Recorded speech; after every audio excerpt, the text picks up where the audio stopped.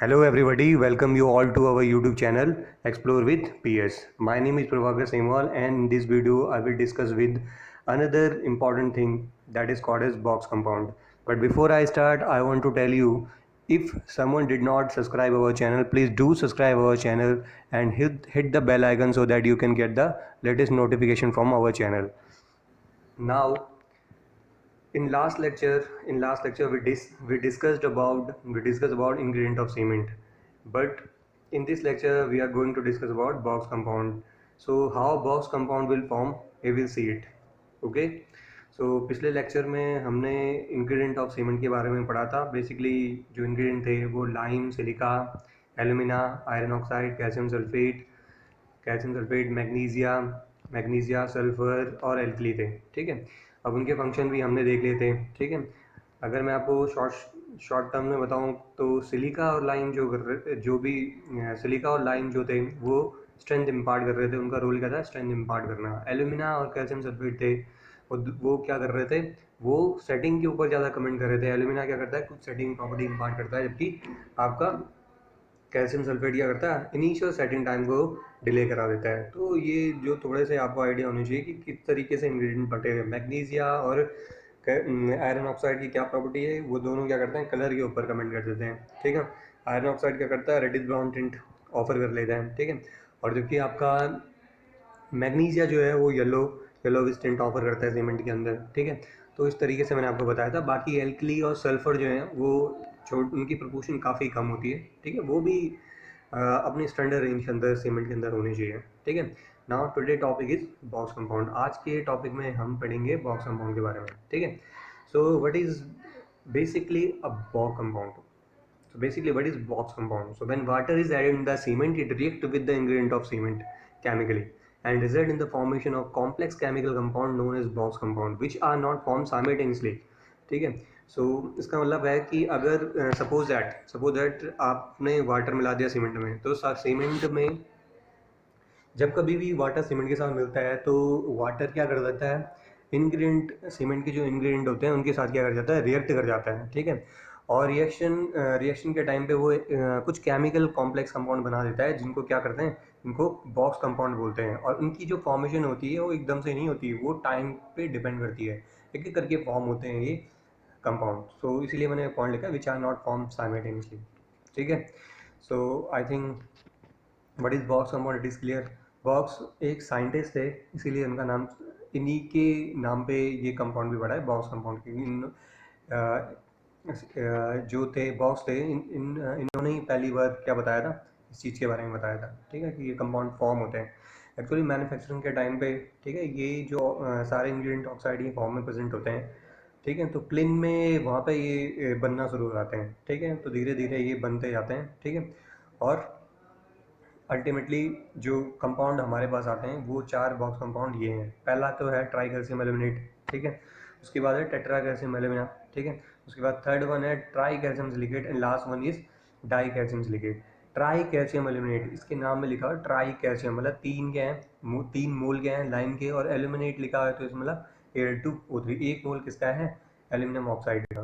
ठीक है, तो 3 मोल लाइम और 1 मोल किसका है? एल्यूमिनियम ऑक्साइड का. तो इसको शॉर्टकट में आप C3A भी बोल सकते हो, और जब केमिकली इसको आप इलेबोरेट करोगे तो 3CaO Al2O3 इसका फॉर्मूला है. ठीक है, इसकी जो परसेंटेज होती है सीमेंट में वो कितनी होती है? 4 to 14%. ठीक है, और इसे अलाइट भी बोलते हैं. ठीक है, ऐसे क्या बोलते हो आप? अलाइट भी बोलते हो. उसके बाद आता है next thing that is called as tetra calcium aluminate. ठीक है, या tetra calcium alumina ferrite. Tetra calcium alumina ferrite. ठीक है, जिसे आप C4AF भी बोलते हैं. टेट्रा मतलब 4, कैल्शियम मतलब कैल्शियम 4 मोल है कैल्शियम के, 1 मोल है एल्यूमिना का, और 1 ही मोल है किसका? फेराइट का. ठीक है, सो फॉर्मूला क्या हो जाएगा? 4CaO Al2O3 Fe2O3. ठीक है, इसकी जो रेंज होती है सीमेंट में वो 10 to 18% हो जाती है. इसकी रेंज कितनी होती है? 10 to 18%. इसको क्या बोलते हो? बिलाइट. ठीक है, इसे क्या बोलते हो? Belite. Now third one is tri calcium silicate. Tri means 3, तो 3 मोल हैं किसके? लाइम के, 1 मोल किसका है? सिलिका का. तो 3CaO SiO2, इसे शॉर्टकट में आप C3S भी बोल सकते हो. ठीक है, ये भी 40, ये कितना होता है? 45 to 65% होता है. मैक्सिमम जो अमाउंट होती है ये इसी कंपाउंड की होती है, इसको बोलते हैं सिलाइट. ठीक है, सिलाइड भी बोलते हैं। ये सारे पेपर में पूछे जाते हैं, तो आपको ध्यान में रखना है। Alite, what is alite? Basically alite is C3। Okay, now last compound is di calcium silicate. Last compound क्या है? डाई कैल्शियम सिलिकेट है।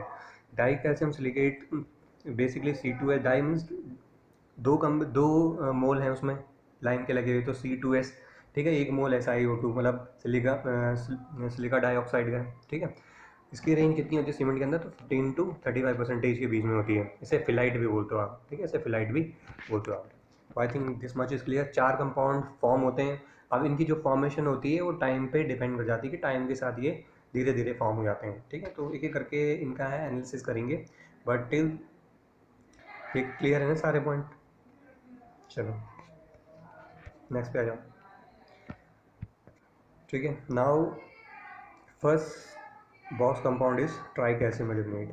First box compound is tricalcium aluminate. और you can see also, you can see one thing that calcium is everywhere. Calcium is everywhere.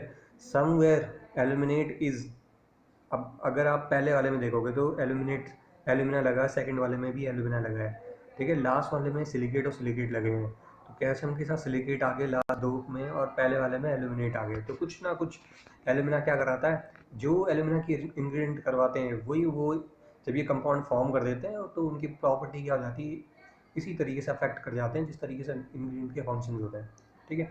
तो अगर आपको alumina का ingredient का function याद है तो आप बता सकते हो थोड़ा बहुत ट्राई कैल्शियम एल्यूमिनेट भी क्या करा सकता है, ठीक है। तो लेट्स डिस्कस इट, ठीक है। So how and how tri calcium aluminate is form. तो ट्राई कैल्शियम एल्यूमिनेट जो होता है सबसे पहले फॉर्म हो जाता है। It is form within 24 hours of the addition of water in the cement. This compound is responsible for maximum evolution of heat of hydration. ये 24 घंटे में, जब आप पानी डालते हो सीमेंट में तो 24 घंटे में उसके बाद ये बन के तैयार हो जाता है, या इसकी फॉर्मेशन शुरू हो जाती है 24 घंटे में, ठीक है।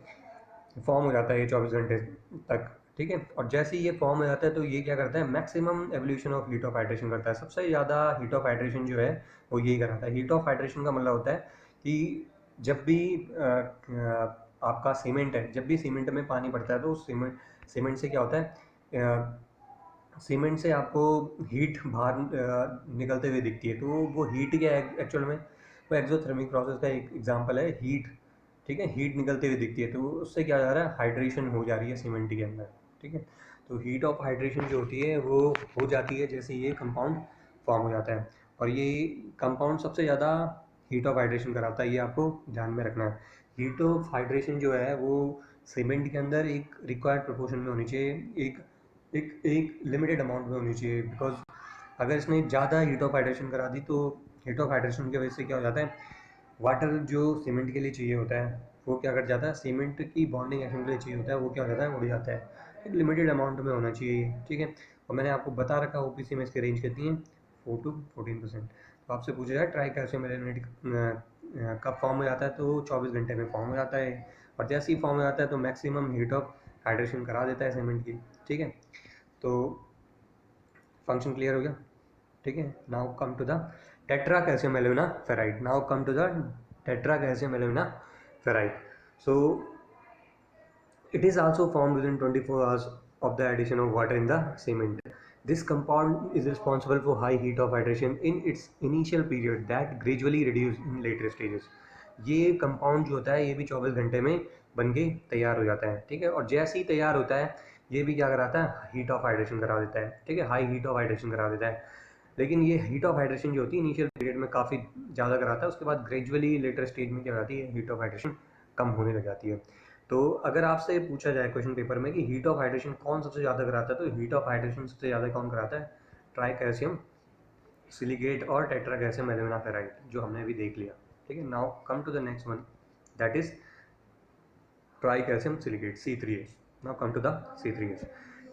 सो इस कंपाउंड में, ठीक है, इस कंपाउंड को की फॉर्मेशन देख लो। 3 मोल हैं लाइम के और 1 मोल है सिलिका का। आपको मैंने पहले ही बता दिया लाइम क्या कर देता है, इंग्रेडिएंट में बताया लाइम क्या करता है, स्ट्रेंथ इम्पार्ट करता है। सिलिका का भी वहाँ पे फंक्शन बताया था, सिलिका क्या करता है, स्ट्रेंथ इम्पार्ट करता है। तो इसका मतलब डेफिनेटली ये स्ट्रेंथ के ऊपर कमेंट कर रहा है, definitely this compound is commenting over a strength. So now look at the first point. So in first point, this compound is found within a week or so of the addition of water in cement and responsible for the development of strength of cement in its initial stage. ठीक है, ये compound जो होता है ये एक हफ्ते में बन के तैयार हो जाता है। ठीक है, एक हफ्ते में बन इसकी प्रोसेस जो है एक हफ्ते तक चलती है। ठीक है, बन के तैयार हो जाता है, इसका मतलब तैयार नहीं होता, मतलब बन जाता है, ये बनना शुरू हो जाता है, मतलब बनना शुरू हो जाता है।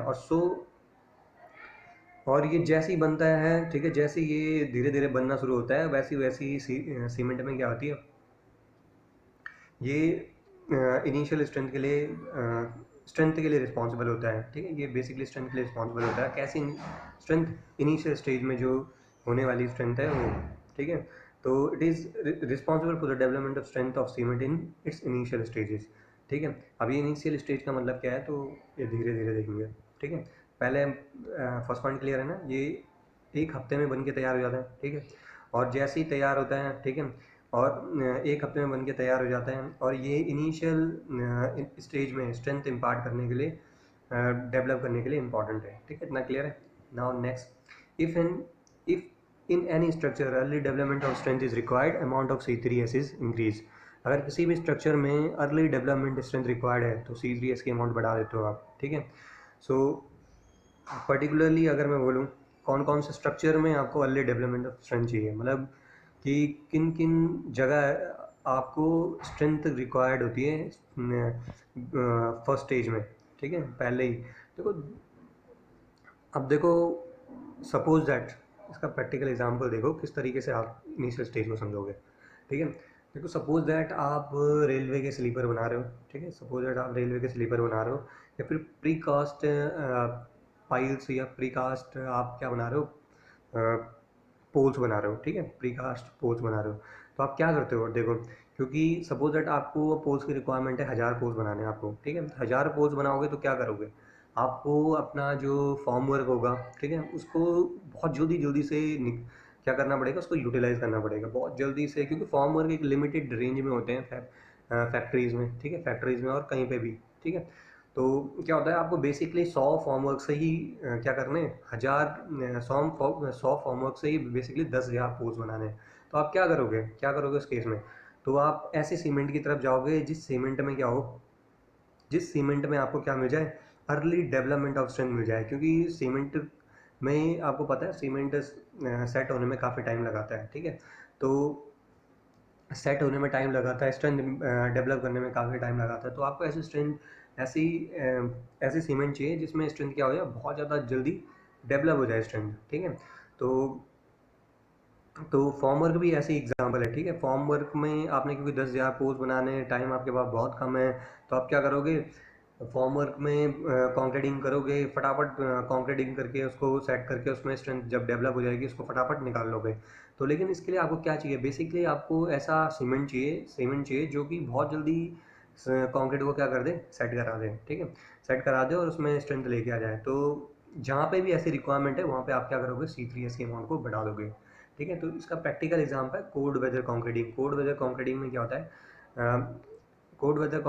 होता है, स्ट्रेंथ जो है आपको काफ़ी लेट में मिलती है, क्योंकि टेम्परेचर भी होता है आपका। ठीक है, जब आप कॉन्क्रीट लीड कराते हो तो एक पर्टिकुलर टेम्परेचर पे लीड कराते हो, तभी जाके कॉन्क्रीट क्या होता है, सेट और स्ट्रेंथ इम्पार्ट कर पाता है during given period of time. ठीक है, बट कोल्ड वेदर कॉन्क्रीटिंग में क्योंकि टेम्परेचर कम है, तो अगर टेम्परेचर कम है, क्योंकि heat of hydration totally dependent है टेम्परेचर के ऊपर, तो जो टेम्परेचर हीट हाइड्रेशन को चाहिए, हाइड्रेशन होने में चाहिए, वो टेम्परेचर वहाँ पे मिल नहीं पाएगा। ठीक है, तो आपको क्या करना पड़ेगा, सिंपली टेम्परेचर बढ़ाना पड़ेगा। ठीक है, टेम्परेचर बढ़ाना पड़ेगा, टेम्परेचर तो है ही नहीं वहाँ पे, कोल्ड वेदर है।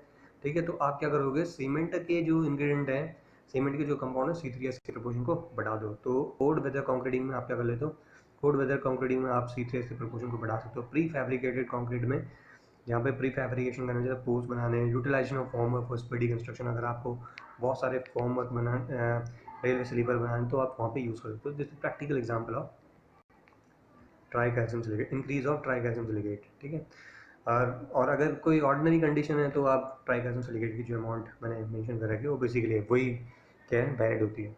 ठीक है, now next come to the di calcium silicate. Di calcium silicate में आप फर्स्ट पॉइंट देखो, it is last compound that is form during the hydration process which may take year or so for its formation. It is responsible for progressive strength of cement in its later stages. If any structure strength is required in later stages, amount of C2S increases. ये last compound है जो cement में form होता है, hydration की process के time पे form होता है, और इसकी जो बनने की प्रोसेस होती है वो सालों तक चलती है, ठीक है, साल तक चलती है। और जैसे जैसे ये फॉर्म होता है वैसे वैसे ये स्ट्रेंथ इम्पार्ट करना शुरू करता है। प्रोग्रेसिव स्टेज में अगर आपको स्ट्रेंथ चाहिए तो आप क्या करोगे, C2S के अमाउंट को बढ़ा देते हो, ठीक है। प्रोग्रेसिव स्टेज में अगर आपको स्ट्रेंथ चाहिए या फिर लेटेस्ट स्टेज में अगर आपको स्ट्रेंथ चाहिए तो आप क्या करोगे, प्रोग्रेस स्टेज में या प्रोग्रेस लेटेस्ट स्टेज में अगर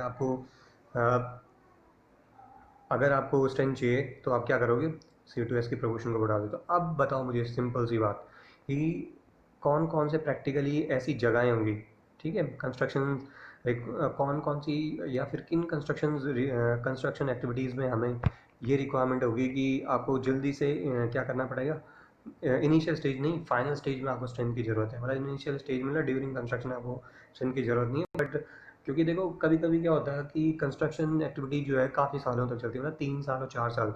तो आपने जो भी सीमेंट और कंक्रीट यूज़ कर दिया, ठीक है, सपोज दैट आपने कंक्रीट लेड करा दिया, तो 3 साल तो वो ड्यूरिंग कंस्ट्रक्शन पीरियड ही हो गया उसका। तो 3 साल में वो अपनी स्ट्रेंथ यूटिलाइज कर लेगा, ठीक है, अगर नॉर्मल कंक्रीट होगा।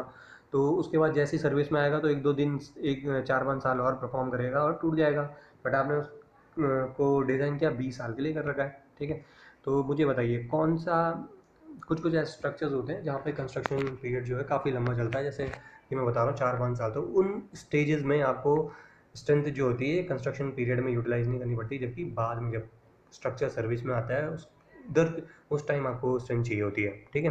तो ऐसे प्रैक्टिकल एग्जाम्पल कौन कौन से हैं, तो डैम, हाइड्रोलिक स्ट्रक्चर, ब्रिजेस, ये प्रैक्टिकल एग्जाम्पल हैं इसके, ठीक है। ब्रिज को बनने में भी काफ़ी टाइम लग जाता है, ठीक है। तो लेटर स्टेज में, इनिशियल स्टेज में हमें चाहिए नहीं, बाद में हमें मेनली स्ट्रेंथ चाहिए होती है, तो वहाँ पे डाई क्रैशिंग लिगेट के अमाउंट को बढ़ा देते हैं। हाइड्रोलिक स्ट्रक्चर डैम है, वहाँ पे भी आपको लास्ट में चाहिए स्ट्रेंथ, ठीक है, तो वहाँ पे भी आप डाई